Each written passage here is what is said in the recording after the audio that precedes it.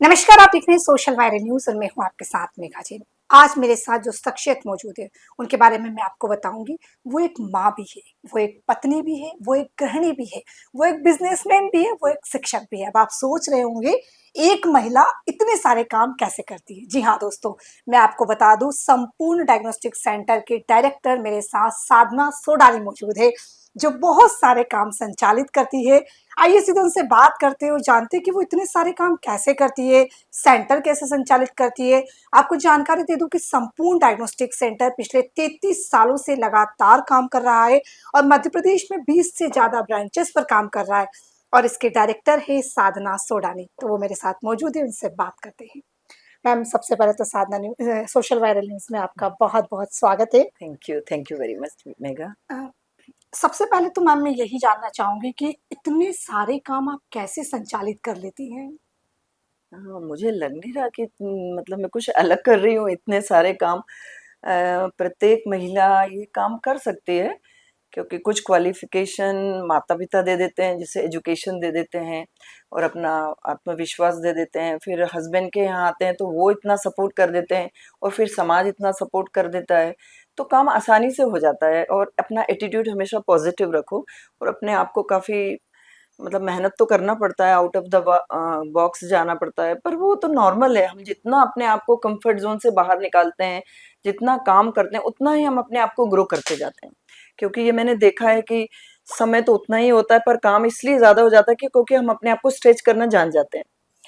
Ma'am, कहाँ से पढ़ाई करी है, कहाँ आपका मायका था, कैसे जीवन बीता और यहाँ कैसे पहुंचे। बहुत ही साधारण जीवन है। पचमढ़ी मध्य प्रदेश की जो सेंटर है, ग्रीष्मकालीन राजधानी है पचमढ़ी हिल स्टेशन, वहाँ की मैं जन्मी हूँ। बहुत छोटा सा गांव है, 5 से 10 हज़ार जहाँ की पॉपुलेशन है। जहाँ पर सरकारी स्कूल होते हैं, वहाँ पर कोई प्राइवेट स्कूल भी नहीं, अभी भी नहीं है। वहीं से मैंने पढ़ाई की है। और एक बिजनेस परिवार से मैं बिलोंग करती हूँ, माहेश्वरी परिवार से, जहाँ पे बहुत रीति रिवाज कल्चर होता था, जहाँ पर संस्कार दिए जाते थे। वहाँ से मेरा डेवलपमेंट हुआ है। और उसके बाद मैंने भोपाल से गांधी मेडिकल कॉलेज से एमबीबीएस की पढ़ाई की।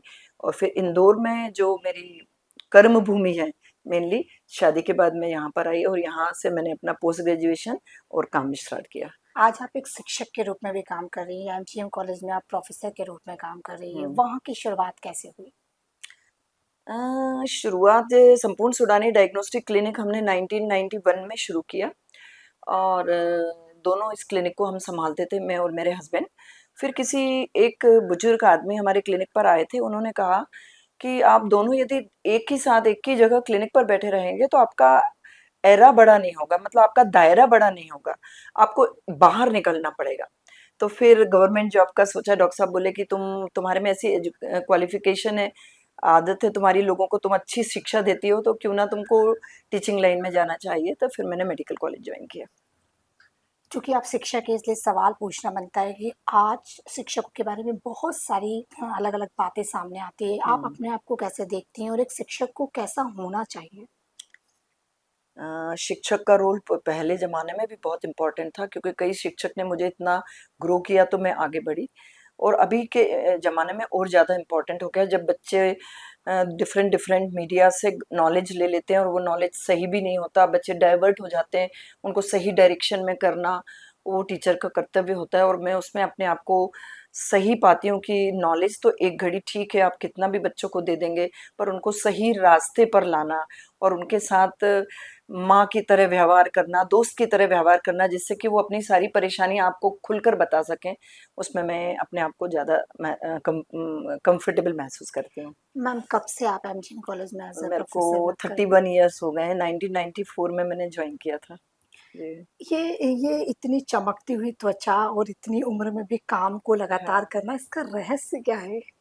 इसका रहस्य शायद एक अच्छी लाइफ स्टाइल भी हो सकता है, क्योंकि हम अपने आप पर रहन सहन यदि अपना प्रॉपर रखते हैं, अनुशासनात्मक तरीके से रहते हैं, खाने पीने का ध्यान रखते हैं, एक्सरसाइज का ध्यान रखते हैं, खुश मिजाज रहते हैं और जल्दी जल्दी बातों में नाराज नहीं होते किसी से, तो वो हो जाता है। हाँ। साधना में चूंकि जब मैं आपके बारे में पढ़ रही थी तो मैं देख रही थी लॉयंस क्लब में भी आप गवर्नर के रूप में भी काम कर चुके हैं। हाँ। थोड़ा सा अपना अनुभव बताएं। लायंस क्लब से भी मैं पिछले 91 से मैंने शुरू किया था, तो 32 ईयर से मैं लायंस क्लब से जुड़ गई थी और वहाँ छोटी-छोटी सोशल एक्टिविटीज़ के सहारे आगे बढ़ती रही और फिर समाज के लिए कार्य करने में मुझे बहुत ही अच्छा महसूस हुआ और लगा कि समाज में एक महिला की बहुत ज़्यादा ज़रूरत है, क्योंकि हेल्थ में देखें या शिक्षा में देखें, गर्ल्स में देखें, हर जगह ज़रूरत पड़ती है। तो वहाँ मैंने को अच्छा लगा, तो छोटे-छोटे काम से मैंने शुरुआत करी, जैसे ब्लड डोनेशन कैंप लगाती थी, हेल्थ चेकअप कैंप लगाती थी, प्लास्टिक का उपयोग नहीं करना है, खाने का दुरुपयोग नहीं करना है, पानी का दुरुपयोग नहीं करना है। मतलब मैं इतने छोटे काम करती हूँ कि मुझे नहीं लगता था कि ये कोई इम्पोर्टेंट काम होगा, परंतु देखती हूँ कि समाज में इसका असर पड़ता है। हाँ, चूँकि आप ये बात लगातार कह हाँ, रही थी कि हाँ, प्लास्टिक से कैसे बचा जा सकता है, हाँ। तो आपने इस पर कई काम भी किए हैं। हाँ, मैं छोटे-छोटे से काम करती हूँ, जैसे संपूर्ण सूडानी डायग्नोस्टिक क्लिनिक में सिंपल सिंगल यूज़ प्लास्टिक का उपयोग नहीं होता और घर पर भी मैं बिल्कुल भी नहीं करती हूँ, पॉलीथीन का उपयोग नहीं करती हूँ और रीयूज़ बहुत करती हूँ, रिसाइकिल करती हूँ, सामान को वेस्ट फेंकती नहीं हूँ। तो मैं अभी अमेरिका में थी, मेरी बच्ची के पास गई हुई थी, तो मैंने देखा कि जाने-अनजाने में उसमें भी ये बातें ग्रो कर गई हैं और वो इतना ध्यान रखती है कि जो भी इवन जो हम सामान खरीदते हैं और हमारे पास जो कंटेनर्स आते हैं कागज के या प्लास्टिक के, उसको वो तह बना के रखती है और नेक्स्ट टाइम वो लेकर जाती है अपनी गाड़ी में, जबकि वहाँ यूएस में इसकी कोई वैल्यू नहीं है, पर वो भी ऐसा करती है, तो मुझे बहुत अच्छा लगा। अ, साधना मैम, चूँकि जिस दौर में हम अभी जी रहे हैं, वो हाँ, दौर एक अलग दौर है। यहाँ पे युवा हार्ड वर्किंग कम करना चाहता है और डायरेक्ट पैसा कमाना चाहता है। इसमें कई बार वो मौत का कारण भी बनता है। हाँ। तो ऐसे युवाओं को क्या कहेंगे? मैं ये कहना चाहती हूँ कि there is no shortcut in success. कोई भी शॉर्टकट नहीं है। आपको कठिन परिश्रम और कंटिन्यूअस एफर्ट डालने पड़ते हैं। सोडानी डायग्नोस्टिक के 33 इयर्स हो गए हैं, पर ऐसा एक भी दिन नहीं जाता कि हम उसको आराम से बैठ के देख सकते हैं। हमें रोज़ कोई ना कोई नई चीज़, नया काम कम और नई टेक्नोलॉजी को लेकर आना पड़ता है। तो ये कंटिन्यूअस एफर्ट है, मतलब एक जर्नी है ये। इसको एन्जॉय भी करो और इसमें ग्रो भी करो। हाँ, मैंने आपकी एक बात सुनी थी जब मैं आपसे मिली थी। आपने कहा कि अगर पानी का ग्लास आधा ग्लास पीना है तो हाँ, आधा ही दे, फुल ना दे। हाँ। ये मेरे मन को बड़ा छुआ था। अच्छा। तो इसके बारे में कुछ बताएँ? हाँ, कर सकते हैं, क्योंकि हमने गर्मी जब आती है तो ग्लास का जो पानी हम देते हैं दूसरों को, आते हैं गेस्ट को देना पड़ता है, तो हमने शुरुआत की कि आधा ग्लास पानी दें, क्योंकि हमने बार-बार ऑब्ज़र्व किया कि जब पूरा ग्लास पानी देते हैं तो वो 2-3-4 घूँट पी के ग्लास को वैसे ही वेस्ट करके रख जाते हैं, जाने-अनजाने में, क्योंकि उनको ज्ञान नहीं है इस बात का। तो फिर हमने ग्लास भी छोटे कर दिए और पानी भी कम कर दिया और पानी की बचत हो गई। अ, चूँकि लोग आपको संपूर्ण डायग्नोस्टिक सेंटर की एज़ अ डायरेक्टर देखते हैं, पर मेरा सवाल ये है कि एक गृहिणी के रूप में कैसी रहती हैं? आप दादी भी हैं, आप पत्नी भी हैं, नानी भी है। समय कैसे देती हैं? नानी भी हैं, कैसे समय हाँ, देती हैं? बाँट देती हूँ मैं समय का। समय को बहुत अच्छे से बाँट लेती हूँ। मैं गृहिणी जब घर पे रहती हूँ, मैं एक ऑर्डिनरी सामान्य महिला हूँ, जिसको सब घर के काम देखने हैं, घर की तरीके से रहना है, सब लोगों का ध्यान रखना है और ये मुझे बहुत खुशी देता हैगा। मुझे कुछ भी परेशानी नहीं है, उस रोल में मुझे कोई, आप बिलीव नहीं करोगे घर आके कि मैं क्या हूँ, पर मैं वो वही रह के एन्जॉय करती हूँ। मैं जब दादी रहती हूँ, जब मैं दादी बच्चे को उसी तरीके से वानी को रखती हूँ और एन्जॉय करती हूँ। जब मैं नानी होती हूँ, यूएस जाती हूँ, तो दोनों बच्चों को इस तरीके से रखती हूँ कि मेरा पूरा मतलब मेरा मेडिटेशन उसमें हो जाता है, मेरा ध्यान हो जाती है, मेरी एक्सरसाइज़ हो जाती है, मेरी ज़िंदगी हो जाती है। आज कई महिलाएँ जब आपको सुन रही होंगी तो ये सोच रही होंगी कि हाँ, चूँकि बिज़नेस वुमन के साथ परिवार को हाँ। मैनेज करना बड़ा मुश्किल महिलाएँ मानती है, पर आपको देख के महिलाएँ ये समझ चुकी हैं कि ये बहुत आसान है, बहुत आसान है, बहुत आसान है। बहुत आसान अब हम बात करते हैं आपकी सोशल वर्किंग की। कहाँ से आपको ये आइडिया आया कि अब मुझे सोशल वर्किंग करना है? वैसे तो आइडिया पापा से आ गया था, मेरे पापा से, जो बचपन से बहुत काम करते थे, लोगों का ध्यान रखते थे, उनको डॉक्टर्स के पास ले जाते थे, कैंप्स करवाते थे पचमढ़ी में, छोटी जगह में, तो वहाँ से आ गया था। फिर जैसे-जैसे कारवां आगे बढ़ता गया, लोगों ने बताया कि आप बहुत अच्छा करती हैं, आप हमको मिलती हैं तो बहुत अच्छा लगता है, आपने ये किया तो बहुत अच्छा लगता है। मैंने बोला ठीक है, हम वही कर लेते अच्छा, हैं। साधना सुडानी की लव मैरिज है या अरेंज मैरिज? लव मैरिज है। कैसे मिले, कहाँ मिले? डॉक्टर सोडानी इंदौर में पढ़ते थे और मैं भोपाल में पढ़ती थी, तो किसी कारणवश मैं इंदौर आई थी जब मैं फर्स्ट ईयर मेडिकल में जॉइन किया था। तो उनसे जब मैं मिली पहली नज़र में, तो पहली नज़र में ही मैंने उन्हें पसंद किया और उन्होंने भी मुझे पसंद किया। पर हमारे 5 साल हम फिर कभी नहीं मिले, क्योंकि मुझे अपनी पढ़ाई भी पूरी करनी थी और उसके बाद अरेंज शादी करनी थी, तो फिर मैरिज को अरेंज में कन्वर्ट करवाया और फिर शादी की। साधना मैम, चूंकि कई लोग आजकल शादी का झांसा दे रहे हैं, लंबे समय रिलेशन में रहते हैं और रिश्तों की मर्यादा इतनी टूट चुकी है कि वो शादी तक ना पहुंचती है और वो कहीं और पहुंच जाते हैं। आज ऐसी युवतियों को क्या? मैं ऐसा कहूँगी युवतियों को कि आप लव भी करते हैं, प्रेम भी करते हैं कभी, तो उसके साथ आप रिस्पेक्ट ज़रूर करें। अकेला लव बहुत दिनों तक नहीं रह पाता, क्योंकि आप लव में अच्छी-अच्छी चीज़ें पार्टनर की देखना चाहते हैं कि ये अच्छा है, परंतु कोई भी कंप्लीट तो होता नहीं है, संपूर्ण होता नहीं है। तो आप रिस्पेक्ट भी करिए। जब आप किसी का रिस्पेक्ट करेंगे, तो छोटी चीज़ों को आप ओवरलुक करने लगेंगे और जब तक आप ओवरलुक नहीं करेंगे, कोई भी मैरिज सक्सेसफुल नहीं होगी। क्योंकि हम अपने आप को भी देख लें ना, हम कहाँ पूरे हैं, हम भी गलतियाँ करते हैं, तो हम दूसरों की गलतियों पे इतना क्यों परेशान हो रहे हैं? तो मतलब ठीक है, रिश्तों में रिस्पेक्ट जरूरी है। रिस्पेक्ट बहुत ज़रूरी है और विश्वास तो है ही। प्रेम तो होता ही है, मैंने देखा प्रेम कम नहीं होता, परंतु आकांक्षाएँ बहुत बढ़ती जाती हैं। हाँ। एक्सपेक्टेशंस बहुत ज़्यादा होते रहते हैं। इतना एक्सपेक्टेशन हम अपने आप से ही करें, दूसरों से कहाँ करेंगे? अ, मैम, जिस तरीके से अभी मध्य प्रदेश में लगातार, चूंकि आप सोशल वर्कर हैं, काम कर हुँ। रही हैं, ये जो रेप के मामले लगातार बढ़ रहे हैं, हर हर 2 दिन में हमें किसी खबर सुनते हैं जहाँ पर रेप हो रहा है। इसे कैसे बचा जा सकता है? सरकार भी इस पर लगातार काम कर रही है। हाल ही में हमने देखा कि बंगाल में एक डॉक्टर बच्ची के साथ जिस तरीके से जघन्य हत्याकांड हुआ, ये मार दिया गया, इसको कैसे रोका जा सकता है? हाँ, सामाजिक ढाँचे को बदलना पड़ेगा। लड़कियों को हम संस्कार देते हैं, हमें लड़कों को संस्कार देने पड़ेंगे। लड़कों को हम यदि अपने बच्चों को, बेटों को संस्कार देंगे और महिलाओं की इज़्ज़त करना बचपन से बताएँगे, माता की करना है, बहन की करना है और इक्वलिटी बताएँगे कि आप और फीमेल सब बराबर हैं, तो मेरे ख़्याल से एक तो वो तरीका हो सकता है और दूसरा है महिलाओं को भी अपने आप में थोड़ा, मतलब मैं ऐसा बोलती हूँ पर रहना चाहिए और सजग रहना चाहिए। अपने आप को इस तरीके से प्रेज़ेंट करना चाहिए कि कोई मतलब मैदान नहीं है कि कोई भी आकर वहाँ पर चल जाए, ऐसा ऐसा नहीं होना चाहिए। तो छोटी-छोटी बातें हैं, यदि लड़कियों भी अपना ध्यान रखें, रहन-सहन, खान-पान, बोलचाल, फ़र्क पड़ता है। क्योंकि मैं अकेली इतनी जगह घूमी हूँ, इतनी जगह गई हूँ, इतनी रात में भी लोगों से मिली हूँ, आज तक की ऐसी कोई भी वारदात नज़र तक ऐसी मुझे नज़र नहीं आई। तो थोड़ा फ़र्क हमको भी करना है और समाज को तो बदलना ही है, सजग रहना बहुत सजग ज़रूरी रहना है। है। हर किसी पे विश्वास नहीं करना है। ना करें और अपनी लिमिटेशंस बनानी पड़ेंगी थोड़ी।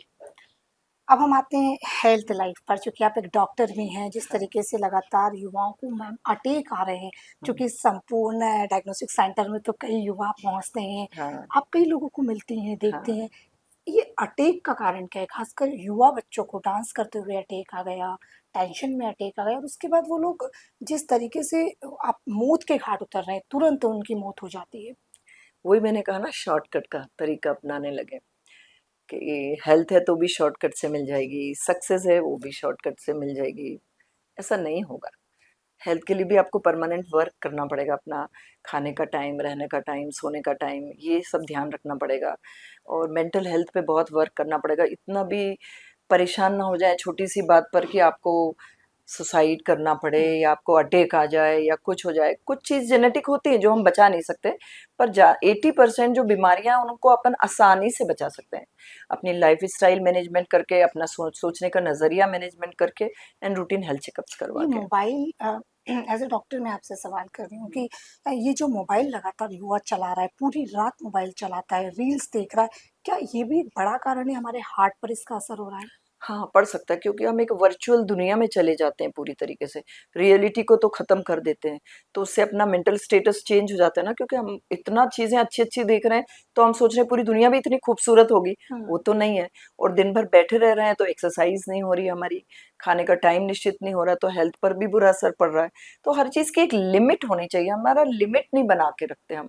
यदि हमने मोबाइल हमारे पास है, तो वो उपयोग के लिए है, उसको दुरुपयोग के लिए नहीं है, वो तो आप उपयोग में यूज़ कर सकते हैं उसको, पर वही है ना कि लिमिट सेट क्रॉस कर ना करें, सेट ना करें। आप अमेरिका गई, यूरोप गई और भारत में आप काम कर रही हैं। तो अमेरिका और यूरोप से आप भारत को अगर देखें तो कैसा कंपैरिजन कर सकती हैं आप? मतलब कैसे देखती है वहाँ की लाइफ़स्टाइल, यहाँ की लाइफ़स्टाइल? अ, ज़्यादा फ़र्क नहीं है, मैंने इतना क्लोज़ से देखा है, वहाँ भी लोग बहुत अच्छे हैं और हेल्थ के प्रति भी सजग हैं। पर वहाँ जो एक सामाजिक दायरा वो डिफरेंट होता है कि वहाँ बहुत बड़े-बड़े परिवार नहीं होते, घर पे बहुत सारे काम नहीं होते, वो अपना काम स्वयं करते हैं। पर वो एक सामाजिक रूप है, उसके मतलब इंसान इंसान ही है। जहाँ भी वो भी प्रेम की भाषा समझते हैं, हम भी प्रेम की भाषा समझते हैं। तो बहुत ज़्यादा फ़र्क नहीं है और कल्चर का डिफरेंस तो थोड़ा रहेगा ही। पर मैम ऐसा हमने सुना है कि अमेरिका में बच्चों को 14 साल की उम्र के बाद अलग कर दिया जाता है, उनको कमाने के प्रति प्रोत्साहन, ये क्या सच है? वो इसलिए करते हैं क्योंकि वो ज़्यादा अपने जैसे हमारे इंडिया में है कि हम पूरी जिम्मेदारी बच्चे की ले लेते हैं कि हमारी जिम्मेदारी है इसको ऊपर करें, बड़ा करें, इसके लिए घर बनाएं, नौकरी। वहाँ पर ये सब नहीं है, तो वहाँ बच्चे जल्दी सेल्फ डिपेंडेंट हो जाते हैं, वो भी एक अच्छी बात है, कोई बुराई नहीं है उसमें भी। आज जिस तरीके से हम लोग यहाँ का माहौल देख रहे हैं, चूँकि भारत गाँव में बसता है आज भी, हम्म। किसानों के बीच बसता है, तो कई महिलाएँ आज भी जो कुछ करना चाहती हैं पर वो नहीं कर पा रही हैं, चूँकि जिस तरीके से अभी हम लोग केसेस देखते हैं, तो आप उन परिवारों को क्या कहेंगे? महिलाओं को बाहर नहीं निकलने दिया जाता है। महिलाओं को मैं जहाँ तक देख रही हूँ, महिलाएं काफ़ी अपने चाहे गेम्स में देखो, चाहे स्किल में देखो, गाँव-गाँव की महिलाएं भी आगे बढ़ती जा रही हैं। तो उनको थोड़ा भी सपोर्ट मिल जाता है, घर का सपोर्ट, भाई का सपोर्ट, माता-पिता का सपोर्ट, समाज में किसी शिक्षक का सपोर्ट, और उनका यदि विल पावर बहुत अच्छा है कि मुझे तो ये काम करना ही है, तो वो आप आगे बढ़ो, आपको कोई नहीं रोक सकता। कोई भी प्रॉब्लम आपको रोक नहीं सकती, बस आप अपने जो अपना कंसिस्टेंसी है, विल पावर है, उसको कंटिन्यूशन में बनाए रखें और तकलीफों से ना घबराएं। बिना तकलीफ के कोई भी आप हाईएस्ट पोजीशन पे नहीं पहुंच सकते। आपको तकलीफें, आपके संघर्ष जो आपके जीवन का हिस्सा ही रहेगा। तो आप घबराइए नहीं, आगे बढ़िए। जब मैं इतनी छोटी जगह से इतना आगे बढ़ पाई हूँ, जो भी बढ़ पाई हूँ, तो आप कोई भी कर सकते हैं इस काम को, कोई परेशानी नहीं। साधना मैम, आज जिस जगह पर आप हैं, वो अपने आप में एक मुकाम है। इससे आगे भी कुछ देखती हैं आप? हाँ, देखती हूँ आगे, देखती हूँ अपने आप को कि और मैं बेहतर समाज का निर्माण कर पाऊँ, अपने ग्रैंड चिल्ड्रन को और बेहतर तरीके से समाज को एक अच्छे दे पाऊँ नागरिक। ये सब मैं देखती हूँ अपने आप को, मैं जो मेरी ज़िम्मेदारी है और वो मैं कर पाऊँ समाज के प्रति। चूँकि जब हम सभी लोगों का इंटरव्यू करते हैं तो लोगों का ये हमेशा मानना होता है कि जो हाई क्लास सोसाइटी के लोग हैं उनके बच्चे तो ऐसे ही पढ़ लेते हैं, उनमें संस्कारों की कमी रहती है। पर चूँकि जब मैं आपकी बात सुन रही हूँ तो मैं पूरा डिफरेंट वे सुन रही हूँ। हुँ। आपने कैसे संस्कार दिए? क्या आप बच्चों को भी वही सिखाती हैं, सुबह दादी वाली, नानी वाली कहानी बताती हैं, क्या करती हैं? हाँ, दादी-नानी की कहानियाँ तो सबको पसंद है। हाँ। वहाँ पर भी मैं यूएस में थी तो माधव को कहानियाँ सुनाती थी, शिव पुराण की, गणेश पुराण की, वो सब सुनाती थी। और यहाँ पर भी सुनाती, वो सब सेम है क्योंकि जो हमारे माता-पिता ने हमें दिया है, दादी ने दिया है, नानी ने दिया है, वो हमें आगे लेकर जाना है ना, तो वो तो मैं करती हूँ। उसमें बहुत आनंद प्राप्त होता है मुझे। अब जो भारत का भविष्य कैसे देख रही हैं आप? जो भारत का बच्चा-बच्चा है, चूँकि वो तो धूम्रपान में, नशे में आदी हो चुका है। कैसे आप भारत के भविष्य देख रही हैं? क्योंकि आपके पास तो इतने लोग आते हैं, आप इतने लोगों को अलग-अलग तरीके से देखती हैं, शिक्षक के रूप में भी, डॉक्टर के रूप में भी। हाँ, कुछ पार्ट है सोसाइटी का जो बहुत ही इन सब चीज़ों में आगे जा रहा है और अपने आप को बर्बादी के रास्ते पे लेके जा रहा है। पर वही है कि सबसे इम्पोर्टेंट घर के संस्कार हैं, जिनके घर के संस्कार बहुत स्ट्रॉन्ग होते हैं, वो इन सब चीज़ों से बच जाते हैं क्योंकि आस-पास तो ये सब चीज़ें हो रही हैं। तो अपने को घर पे अपने बच्चों को प्रॉपर टाइम देना है, उनकी बातें सुनना है, उनको अच्छी बातें बताना है। Actually you have to set example. आप खुद करके बताएँगे, बच्चे आपको देखेंगे, वो आपको फ़ॉलो करेंगे। तो क्योंकि मैं इतनी अनुशासन में रहती हूँ, कोई भी गलत चीज़ खा नहीं पाती, रह नहीं सकती, देखती नहीं हूँ। बच्चे मुझे देखते हैं शायद, तो वो भी ये फ़ॉलो कर लेते हैं। तो बड़ों को काम भी डाउन रहना भी बहुत ज़रूरी है। काम डाउन रहना बहुत ज़रूरी है क्या, बहुत ज़रूरी है इस ज़माने में क्योंकि आपको ज़रा भी पेशेंस नहीं रहता, आप इतनी जल्दी एग्रेसिव हो जाते हैं, ये आपकी हेल्थ के लिए बहुत नुकसान होता है और घर की हेल्थ के लिए भी मुश्किल हो जाती है कि छोटी-छोटी बातों में हम परेशान हो रहे हैं, तो सारे घर का माहौल ख़राब हो जाता है। नॉर्मल है हर चीज़ें, होता रहता है, हर की ज़िंदगी में होता रहता है, ऊँच-नीच आती रहती है, समय आता है, समय चला जाता है, मतलब समय की तासीर है, वह पलटता है, वह रुकता नहीं है। इसलिए जब भी बुरा समय रहे, काम डाउन रहिए, और अच्छा समय रहे तो ज्यादा घमंड ना करिए। साधना मैम, आपने इतना जीवन बिता दिया अपना, हाँ। इतने समय काम करते हो और आज भी आप काम कर रहे हैं, लेकिन कुछ युवा आज धर्म के नाम पर जिस हाँ। तरीके से आगे बढ़ रहे हैं, हम जिस धर्म की पॉलिटिक्स में फंसे हुए हैं, और वो कहते हैं कि बाबा ने कह दिया है कि ये मंदिर में चले जाओ तो तुम पास हो जाओगे।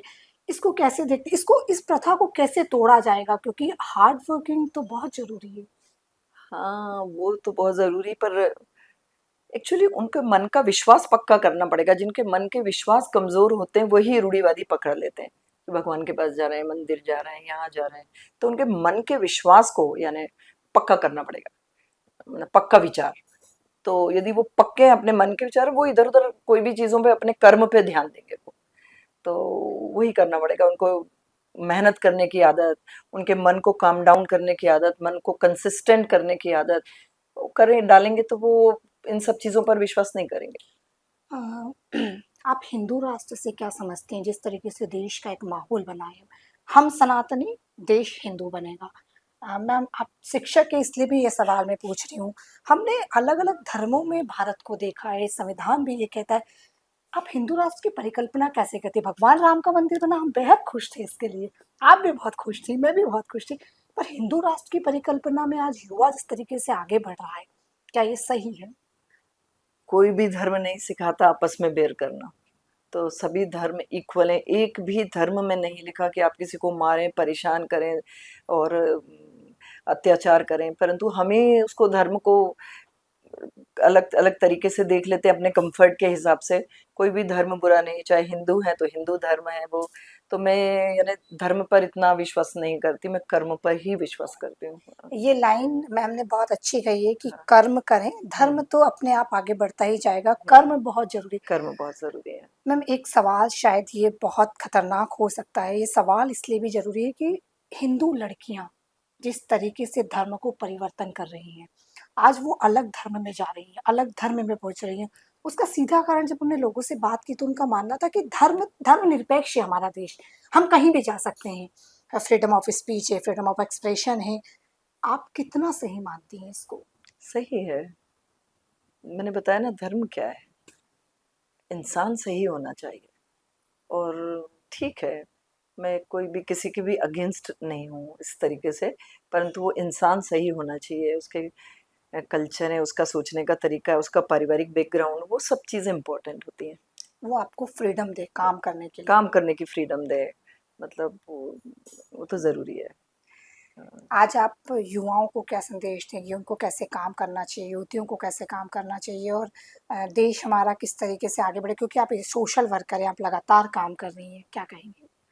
मैं हमारे सुनने वालों को ये कहना चाहती हूँ कि आप में वृहत कलाएं हैं और स्किल्स हैं। आप अपने आप को कम मत आंकिए, कंटिन्यूशन मेहनत करिए, एजुकेशन लीजिए, पर एजुकेशन का उपयोग समाज के अच्छे कार्यों में ज़रूर करिए। और अपने मन को खुला रखें, दूसरों को प्रेम करें, गलत बात ना बोलें, और खुश रहें और स्वस्थ रहें। और बहुत बहुत आप लोगों को बधाइयाँ और धन्यवाद। Thank you so much ma'am. तो आपने सुना कि आप साधना सोडानी को सुन रहे थे, जिन्होंने कई तमाम बातें करी। उन्होंने कहा, सबसे महत्वपूर्ण बात आज उन्होंने कही कि कर्म करें, कर्म करते रहें, सफलता तो एक दिन मिल ही जाएगी। आप देखते रहिए सोशल वायरल न्यूज़। चैनल को लाइक करें, शेयर करें और सब्सक्राइब करें। धन्यवाद।